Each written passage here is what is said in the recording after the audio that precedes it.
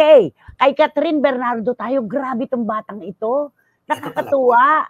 Nakakatuwa, tagumpay.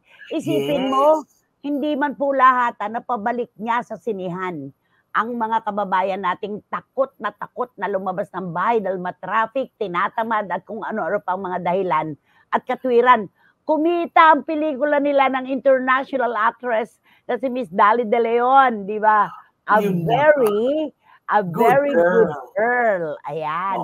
Congratulations. Congratulations. At nambulabog si Katrina sa ABS-CBN Ball. Siya pa rin ang talaga naging sentro dahil yung kanyang gown na talaga namang kakaibang Katrin ang nakita ng lahat, di ba? Kakaiba na talaga.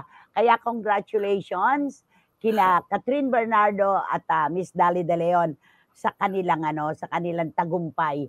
At nakakatuwang senyalis ito dasal ng lahat na sana mabuhay ng muli ang aksyon sa industriya ng pelikulang Pilipino. At eto na yan. Sana magandang buhay na mano itong a very good girl. Oo na, I'm sure. Talagang nagbalik na mga tao sa sinyan. Sana kasi ito na nagpapakita na ng senyales ang pagbubukas lahat ng sinihan para sa mga mamamayang manonood, di ba? Alam mo, wala namang masamang panahon.